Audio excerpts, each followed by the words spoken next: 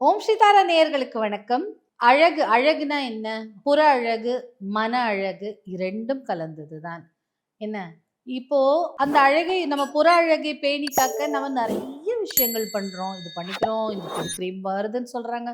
அதை ட்ரை பண்றோம். இப்படி இந்த மாதிரி பண்ணா நல்லா மெருகேற்றுவாங்க சொல்லுவாங்க. அதை ட்ரை பண்றோம். அதே மாதிரி தான் மன அழகும் இல்லையா? மன அழகையும் மெருகேற்றணும். சம்டைம்ஸ் நம்மளுக்கே வந்து ஒரு சில விதமா நம்ம இதுக்கெல்லாம் வர்த்தா? நம்மளால முடியுமா? என்னால செய்ய முடியுமா? ஏன் நான் இப்படி இருக்கேன்னு சொல்லிட்டு நம்மள நாமே நொந்துப்போம் ஒண்ணு. சில டைம்ல நம்மளுக்கு வந்து நாம நல்லா இல்லையே, நம்ம சுமாரா தான அப்படின்னு புற அழகை பார்த்தும் நொந்துப்போம். ஸோ இது 2த்தையுமே அழகு கூட்டுறதுக்கு 2க்குமே ஸ்ட்ராங்கா இருக்கணும். புற அழகும் இருக்கணும், மன அழகும் இருக்கணும். எல்லாமே அழகு இல்லையா? ஆனா நம்ம பார்க்கும் பார்வையில இருக்கு.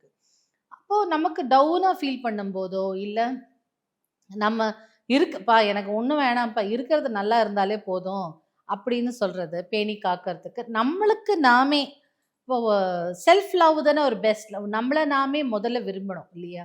ஸோ அந்த செல்ஃப் லவ் அத பண்றதுக்கு அது பண்ணாலே ஒரு தன்னால ஒரு மெருகேற்றிடும். இது அம் 1816ஆம் வருடம் ஜெர்மனியில ஜே பெல்லர்மென் ஒருத்தர் வந்து இதை வந்து ப்ரெசென்ட் பண்ணார் ஒரு அகாடமியில. அந்த இது எப்படின்னா இந்த ஒரு இது வந்து ஒரு அப்போ அந்த காலத்துல இது வந்து ஒரு தாயத்து மாதிரி பண்ணி எழுதி அவங்க கழுத்துல அணிஞ்சுக்கிட்டாங்க. அது சில பேர் வந்து கையிலேயோ அந்த ஆம்ல அணிஞ்சிட்டு இருந்தாங்க.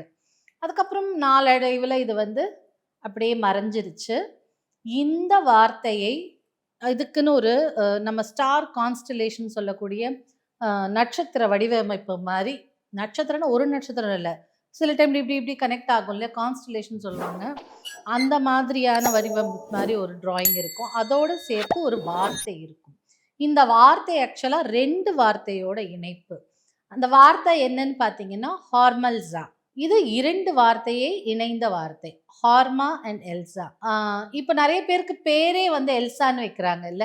ஸோ அந்த மாதிரி ஹார்மா அண்ட் எல்சா. இதுக்கு என்ன மீனிங்னா in honour of the beauty, அதாவது அந்த அழகை ஆராதிக்கிறேன், மதிக்கிறேன்ங்கிற மாதிரி. இது 2 வார்த்தையும் இணைஞ்சது ஹார்மல்ஸா. இந்த இப்போ உங்களுக்கு அந்த பிக்சர் வரும். இதை வந்து நீங்க பிரிண்ட் அவுட்டோ இல்லை, இது வரைகிறதே ஈஸி தான். ஒரு பேப்பர்ல வரைஞ்சிட்டு முடிஞ்ச ரெட் பென்ல வரைஞ்சிக்கோங்க. வரைஞ்சிட்டு இதை வந்து உங்களுடைய தாயத்து மாதிரி அணிய வேண்டாம். நீங்கள் வந்து உங்களோட பாக்கெட்டில் ஹேண்ட்பேக்கில் போட்டு வச்சுக்கோங்க. நமக்குள்ள இருக்கும் செல்ஃப் லவ்வை இது டெவலப் பண்ணி கொடுக்கும். நமக்குள்ள அந்த செல்ஃப் லவ் வந்தாலே என்ன ஆகும், தன்னால் தன்னம்பிக்கை வந்துடும். இப்போ நீங்கள் உங்களுக்கு நம்ம பரவாயில்ல என்னால் முடியும்னு நினைக்கும் போது யூ ஃபீல் குட். உங்களுக்கே நான் எப்படி இருக்கேன் அப்படின்னு ஒரு ஃபீலிங் வரும். ஸோ செல்ஃப் லவ் அது டெவலப் பண்ணி கொடுக்கும். அப்போ ஆட்டோமேட்டிக்காக ஒரு தன்னம்பிக்கை வரும். இருக்கிற அழகை பேணி காக்கிறதுக்கும் இது ரொம்ப உதவும். இது வந்து அந்த காலத்தில் 200 வருஷமா முன்னாடி யூஸ் பண்ண ஒரு மெத்தடு. இது வந்து இப்போ ட்ரை பண்ணி பாருங்க. ஒரு சின்ன பேப்பரில் இதை வரைஞ்சிக்கோங்க. இந்த பிக்சரில் வர மாதிரி அது வரைஞ்சிக்கோங்க. ரெட் பென்னை மேக்ஸிமம் ரெட் பென் யூஸ் பண்ணுங்க, இல்லை ப்ளூ பென் யூஸ் பண்ணுங்க. அந்த பேப்பரை வந்து மடிச்சுட்டு அழகாக உங்கள் பர்ஸில் வச்சுக்கோங்க. வச்சுட்டு you can just go around. அது உங்களுக்குள்ளே இருக்கிற ஒரு தன்னம்பிக்கையை வளர்த்து கொடுக்கும்.